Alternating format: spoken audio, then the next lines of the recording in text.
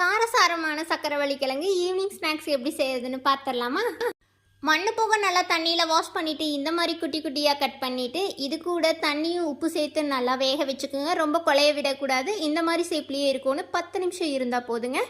இதுக்கு கடாயில் எண்ணெய், கடுகு, உளுத்தம்பருப்பு, கடலைப்பருப்பு, கடுகுன்னு சேர்த்து நல்லா பொரிய விட்டுருங்க. அதுக்கப்புறமா நிறைய சின்ன வெங்காயம், காரத்துக்கு 4 வரமிளகாய், கருவேப்பில் இது சேர்த்து ஒரு டைம் ஃப்ரை பண்ணிவிட்டு இதுக்கு மேலே 1/2 டீஸ்பூன் மஞ்சள் தூள், 1 டீஸ்பூன் குழம்பு மிளகாத்தூள், அப்புறமா நாட்டு சக்கரை சேர்த்துக்கலாம். நான் இன்றைக்கி வெள்ளை சக்கரை தாங்க சேர்த்துருக்குறேன். நாட்டு சக்கரை சேர்த்திங்கன்னா இன்னும் டேஸ்ட்டு ரொம்ப தூக்கலாக இருக்கும்.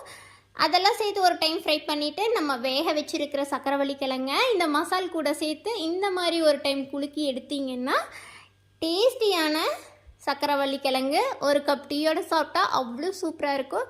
கண்டிப்பாக மறக்காமல் ட்ரை பண்ணி பார்த்துட்டு எப்படி இருக்குன்னு சொல்லுங்கள். அடுத்த ரெசிப்பியில் பார்க்கலாமா?